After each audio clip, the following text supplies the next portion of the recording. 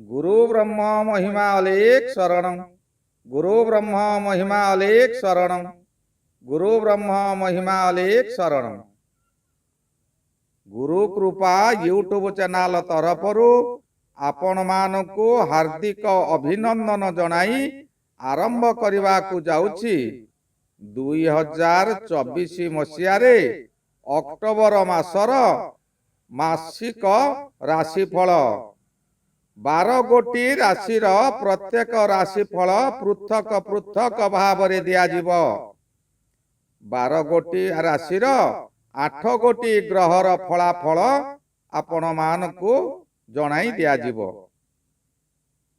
जेउ माने प्रथम करी आमर यही चैनल को आसिछंती से माने गोटिए सब्सक्राइब करी पाखरे आसुथिबा बेल आइकन को दबाई दियंतु, जहा द्वारा कि आमर जेउ समय रे वीडियो अपलोड हेबो सर्वप्रथमे आपणक पाखरे पहुंची पारिबो। जेउ मानकर विवाह विलंब हेलानी किंबा बारंबार चाकरी करने को इंटरव्यू देई मध्य चाकरी होई पारु नहीं, अल्प के आपण फेल हेउछंती सेमानंक सकाशे आपण आपणकर नाम, जन्म स्थान, जन्म समय यही मेल आईडी रे प्रेरण करंतु। आमर एस्ट्रोलॉजर आपणकर जातक को विचार करी आपणकर भल मंद जणाई दिया जिवो ओ कोन प्रतिकार कले आपण सुफल पाइबे ताहा मध्य जणाई दिया जिवो। आसंतु एबे जानिबा 2024 मसीहा अक्टोबर मासरे धनु राशि मासिक राशिफल। धनु राशि राशि चक्रर नवम राशि। एही राशि एक द्वात्मिक अग्नि राशि, अर्थात अग्नि रे खाद्य पाक करिले जीवन बंचिबो। से समय रे से अग्नि शांत अग्नि होइतांती। पुणी बेले बेले सेही अग्नि भयंकर रूप नहीं जगत को ध्वंस कर दे पारे, किंतु निजर किछि शक्ति न थाए, सर्वदा अन्य द्वारा परिचालित होइतांती। साधारणतः धनुराशि अविवाहित समय रे मां को कथारे परिचालित और विवाह परे स्त्री कथारे परिचालित होइतांती। प्रमाण स्वरूप अग्नि केबे निजे निजे जली पारे नाही, काहारी माध्यम दे से जले। जेपरी पहाड़रू पत्थर खसिले पत्थर को पत्थर घसी होई अग्नि बाहरे, किंतु सेतिकरे से जली पारे नाही। ताकू सुखिला पत्र घास दरकार, नहले से जली पारिबो नाही। से जलिले पुणी सेहिटारे लिभि जिवो। एणु पवन दरकार अन्य स्थान को व्यापीबाकू। पवन द्वारा चतुर्दिग को व्यापी जाए और प्रचंड रूप धारण करे, किंतु प्रचंड रूप नहीं जलिबा समय रे से केउठू आसिला, काहा द्वारा एते प्रबल शक्तिमान हेला सबु भूली जाई निजे बड़ बोली विवेचना करे। एणु सर्वदा उत्थान पतन देई धनुराशि व्यक्ति गति करती। केते बेले उच्च तो केते बेले नीच। यही धनु राशि रंग हलदिया। हलदी रंग साधारणतः लक्ष्मीकर। एणु एमाने शांत थिला बेले अर्थात खाद्य तैयारी बेले से अग्नि स्वयं लक्ष्मी परी परिदात्री होइतांती। एणु धनु राशि द्वात्मिक राशि, अर्थात दुई प्रकार प्रकृति। एही राशि शुभ अंक हैला 1, 3, 7 और 9। शुभ बार मंगलवार और रविवार। शुभ ग्रह रवि ग्रह, चंद्र ग्रह और मंगल ग्रह। शुभ लग्न वृष लग्न, सिंह लग्न, मकर लग्न और मीन लग्न। विशेष करी एकक संख्या 10 बा 1 थिबा वर्ष गुड़िक शुभ फल मिले। उदाहरण 19 संख्याटी 1 युक्त 9 समान 10, 1 युक्त 0 समान 1। यही परी जेते गुड़िए संख्यार मिश्रण संख्या करी ताकू एकक संख्या आनिकी 1 हेले ସେହି ସଂଖ୍ୟାଟି ବା ସେହି ବର୍ଷଟି ମଧ୍ୟ ଧନୁରାଶି ପାଇଁ ଶୁଭଙ୍କର ହୁଏ। ଧନୁରାଶି ସକାଶେ ଅଶୁଭ ସଂଖ୍ୟା 5 ଓ 8, ଘାତ ବାର ଶୁକ୍ରବାର, ଘାତ ମାସ ଶ୍ରାବଣ ମାସ, ଘାତ ଲଗ୍ନ ଧନୁ ଲଗ୍ନ, ଘାତ ଚନ୍ଦ୍ର ହେଲା ମୀନ ଚନ୍ଦ୍ର, ଘାତ ନକ୍ଷତ୍ର ଦ୍ୱିଜା ନକ୍ଷତ୍ର, ଘାତ ତିଥି ଦ୍ୱିତୀୟା ତିଥି। ଆସନ୍ତୁ ଏବେ ଜାଣିବା କେଉଁ ଗ୍ରହ କେଉଁ ଫଳ ଦେଉଛନ୍ତି। ଧନୁ ରାଶି ସକାଶେ ବୁଧ ଗ୍ରହ ହେଉଛି ମାର୍କ ଗ୍ରହ। ଆପଣଙ୍କର ପ୍ରତ୍ୟେକ ଦିଗରୁ ଶୁଭ ଫଳ ମିଳିବା ଦ୍ୱାରା ଆପଣ ଆପଣଙ୍କର କଷ୍ଟ ଭୁଲିଯିବେ।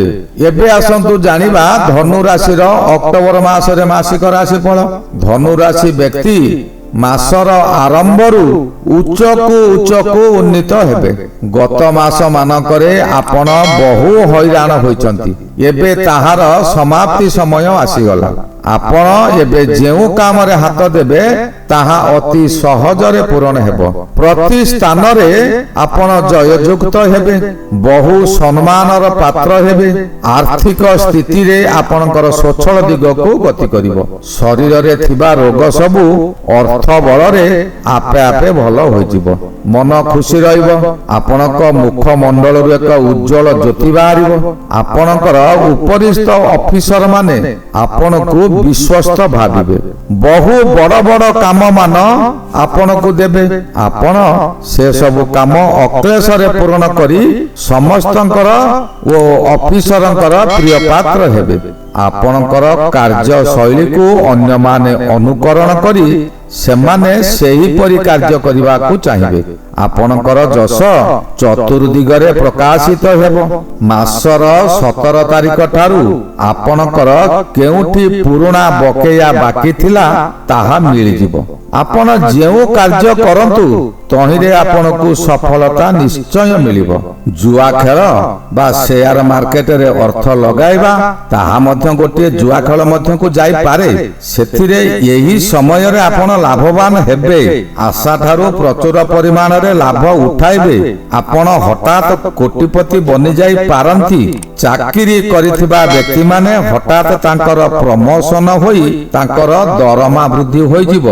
ଅନ୍ୟମାନେ ଆପଣଙ୍କୁ ବହୁତ ବଧାଇ ଜଣାଇବେ। ଆପଣଙ୍କ ମନରେ କିଛି ମାତ୍ରାରେ ଅହଂ ଭାବନା ଆସିପାରେ, ଯାହା ଦ୍ୱାରା କି ପରବର୍ତ୍ତୀ ସମୟରେ ଆପଣଙ୍କ ଗଳାର କଣ୍ଟା ସଦୃଶ ହୋଇପାରେ। ହିନ୍ଦୁ ସନାତନ ଧର୍ମର ଶାସ୍ତ୍ରରେ ଉଲ୍ଲେଖ ଅଛି, ଭଗବାନ କୁହନ୍ତି ମୋତେ ଗାଳି ଦିଅ କିନ୍ତୁ ମୋର ଭକ୍ତକୁ ନିନ୍ଦା କର ନାହିଁ। ମୋତେ ଗାଳି ଦିଅ ନିନ୍ଦା କର ମୁଁ ସହିଯିବି, ମୋ ଭକ୍ତକୁ ନିନ୍ଦା କର ନାହିଁ ଓ ଗର୍ବ ଓ ଅହଙ୍କାର କର ନାହିଁ, ତାହେଲେ ମୁଁ କେବେ ତାହା ବରଦାସ୍ତ କରିବି ନାହିଁ। ଏଣୁ ଧନ ହେବା ସମୟରେ ନିଜକୁ ଶାନ୍ତ ରଖନ୍ତୁ ଓ ମୌନ ରହି ଅଳ୍ପ କଥା କାମ ବେଶୀ କରନ୍ତୁ। ଏହି ସମୟରେ ଶକ୍ତି ପ୍ରଦାୟକ ଗ୍ରହ ମଙ୍ଗଳ ଅଷ୍ଟମରେ ଅଛନ୍ତି।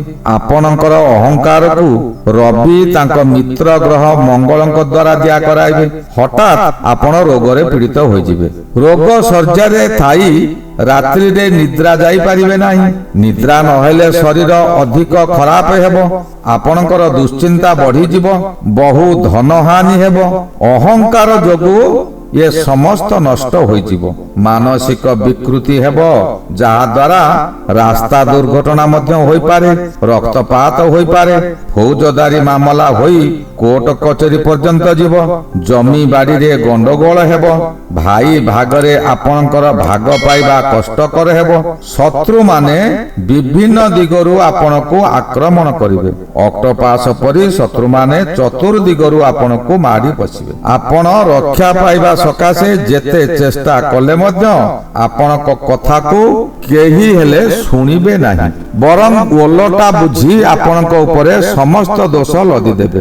ଆପଣ ଯଦି ସତ୍ ପଥରେ ରହି ଧନର ଗର୍ବ ନ କରିବେ, ତେବେ ରବି ଗ୍ରହ ତାଙ୍କ ପୁତ୍ର ଶନିଙ୍କ ଦ୍ୱାରା ଆପଣଙ୍କ ପାଦରେ କଣ୍ଟା ଫୁଟିବାକୁ ଦେବ ନାହିଁ। ଆପଣଙ୍କର ଶକ୍ତିକୁ ବହୁ ଗୁଣରେ ବୃଦ୍ଧି କରାଇବ। ବିଭିନ୍ନ ସଭା ସମିତିରେ ଭାଷଣ ମଧ୍ୟ ଦେଇପାରନ୍ତି। ସୁନାମ ଅର୍ଜନ କରିବେ। ପୁରୁଣା ଲୋକମାନେ ଆପଣଙ୍କର ଶତ୍ରୁ ହୋଇଥିଲେ ସେମାନେ ପୁଣି ଆପଣଙ୍କ ନିକଟକୁ ଫେରି ଆସିବେ। ଉଚ୍ଚ ପଦପଦବୀ ଏହି ସମୟରେ ଆପଣ ପାଇପାରନ୍ତି। ଚାକିରି କରିଥିବା ବ୍ୟକ୍ତିମାନଙ୍କର ବେତନ ବୃଦ୍ଧି ହେବ। ଗୃହିଣୀ ମାନେ ଏହି ସମୟରେ ତାଙ୍କ ଗୃହକୁ ସୁପରିଚାଳନା କରିବେ। ବିଶେଷ କଥା ହେଲା ଏହି ସମୟରେ ଆପଣଙ୍କର ନୂତନ ବନ୍ଧୁ ପ୍ରାପ୍ତି ହୋଇପାରେ। ଅବିବାହିତ ମାନଙ୍କର ବିବାହ ହୋଇପାରେ। ସ୍ତ୍ରୀ ସୁଖ, ସନ୍ତାନ ସୁଖ ମଧ୍ୟ ମିଳିବ। ଶୁକ୍ର ମାସର ପ୍ରଥମରୁ ଏକାଦଶ ଓ ପରେ ଦ୍ୱାଦଶ ହୋଇ ପାରିବାରିକ ସୁଖକୁ ଆହୁରି ବୃଦ୍ଧି କରାଇବ। ଶୁକ୍ର ଏକାଦଶରେ ଶୁଭ ଫଳ ଦିଅନ୍ତି, ଦ୍ୱାଦଶରେ ମଧ୍ୟ ଶୁଭ ଫଳ ଦିଅନ୍ତି। ଶୁକ୍ର ମଧ୍ୟ ଅଚଳାଚଳ ସମ୍ପତ୍ତିର ମାଲିକ କରାଇପାରେ। ପରିବାର ମଧ୍ୟରେ ହସ ଖୁସି ଭରିଦେବ। ନୂତନ ଗହଣା, ନୂତନ ବସ୍ତ୍ର ଖରଦି କରିବେ। ସୁଗନ୍ଧ ଦ୍ରବ୍ୟରେ ବିଳାସ ବ୍ୟସନରେ ବୁଡି ରହିବେ। ପୁତ୍ର କନ୍ୟା ମାନଙ୍କର ଏହି ସମୟରେ ବିବାହ ହୋଇପାରେ। ଯେଉଁମାନଙ୍କର ବିବାହ ହୋଇପାରୁନାହିଁ ବା ବିଳମ୍ବ ବିବାହ ହେଉଛି ସେମାନେ ପ୍ରତିକାର କଲେ ତାଙ୍କର ବିବାହ ହୋଇଯିବ। ଶନି ଗ୍ରହ ଏବେ ବକ୍ରୀରେ ଅଛନ୍ତି। ଏହି ମାସ 3 ତାରିଖ ଠାରୁ ଶତବିଶା ନକ୍ଷତ୍ରକୁ ବକ୍ରୀ ଗମନ କରିବେ।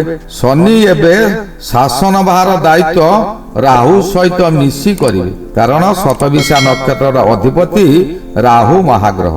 ରାହୁ ଚତୁର୍ଥରେ ଥିବାରୁ ସେ ସୁଖ ହାନି କରିବାକୁ ଚେଷ୍ଟା କରିବେ। ଯାନବାହନ ଦୁର୍ଘଟଣା ଘଟାଇ ପାରନ୍ତି। ମାତୃପୀଡା ବିଶେଷ କରି ହେବ। ମାଙ୍କର ମୃତ୍ୟୁବତ ପୀଡା ହୋଇପାରେ। ବୃଥାରେ ଆପଣ ଚତୁର୍ଦିଗ ଭ୍ରମଣ କରିବେ। ମାନ ସମ୍ମାନ ଆପଣଙ୍କର ହାନି ହେବ। ଦେବଗୁରୁ ବୃହସ୍ପତି ମଧ୍ୟ ଷଷ୍ଠରେ ରହି ଆପଣଙ୍କୁ ଅଶୁଭ ଫଳ ଦେଉଛନ୍ତି। ଶତ୍ରୁମାନେ ଲୁଚି ଲୁଚି ଆକ୍ରମଣ କରିବେ। ଶରୀରରେ ରୋଗ ସୃଷ୍ଟି ହେବ। ମନରେ ବହୁତ ଦୁଃଖ ଯନ୍ତ୍ରଣା ଭୋଗିବେ। ବୃହସ୍ପତି ସ୍ୱାମୀ ସ୍ତ୍ରୀଙ୍କ ମଧ୍ୟରେ ମନାନ୍ତର କରିଦେଇପାରେ। ବୃହସ୍ପତି ମଙ୍ଗଳ ନକ୍ଷତ୍ରରେ ଅବସ୍ଥାନ କରୁଥିବାରୁ ମଙ୍ଗଳର ଶକ୍ତି ନେଇ ଶୁଭ ଅଶୁଭ କରିବେ। ଏହା କେବଳ 20 ନକ୍ଷତ୍ର ଉପରେ ଶୁଭ ଦୃଷ୍ଟି ଥିବାରୁ 20-9 ପୂର୍ବାଷାଢା ଧନୁ ପକ୍ଷେ ଅଧିକ ଶୁଭ ଫଳ ମିଳିବ ନାହିଁ, ଅଧିକ ଅଶୁଭ ଫଳ ମିଳିବ ନାହିଁ। କେତୁ ଗ୍ରହ ଏକ ଆଶାବାଦୀ ଗ୍ରହ। ବହୁ ଉଚ୍ଚ ଆଶା ଦେଖାଇ ବିଦେଶରେ ଆପଣଙ୍କୁ ଭ୍ରମଣ କରାଇବ, କିନ୍ତୁ ଫଳ ଶୂନ ହୋଇପାରେ। ବିଦେଶରେ ଭ୍ରମଣ, ତୀର୍ଥ ଦର୍ଶନ ନିଶ୍ଚିନ୍ତ ମିଳିବ। ଆପଣଙ୍କର କର୍ମକୁ ସେ ମାନ୍ଦା କରିଦେବ, ମନକୁ ମାନ୍ଦା କରିଦେବ। ଯାହା ବି ହେଉ, ଅର୍ଥ ଖର୍ଚ୍ଚ ହେଉ ପଛେ ବହୁତ ଗୁଡ଼ିଏ ସ୍ଥାନ ଆପଣ ତୀର୍ଥ ଦର୍ଶନ କରିବେ। ଧନୁ ରାଶିର ଅକ୍ଟୋବର ମାସରେ ବହୁ ଧନର ମାଲିକ ହେବେ। ଆଜି ମୁଁ ଏଇଠାରେ ରହିଲି। ପରବର୍ତ୍ତୀ ରାଶି ମକର ରାଶି ବିଷୟରେ ଆଲୋଚନା କରିବା। ସେ ପର୍ଯ୍ୟନ୍ତ ବିଦାୟ ଦିଅନ୍ତୁ। ଶ୍ରୀ ଗୁରୁ ମହିମା ଅଲେଖ ଶରଣ। ଶ୍ରୀ ଗୁରୁ ମହିମା ଅଲେଖ ଶରଣ। ଶ୍ରୀ ଗୁରୁ ମହିମା ଅଲେଖ ଶରଣ।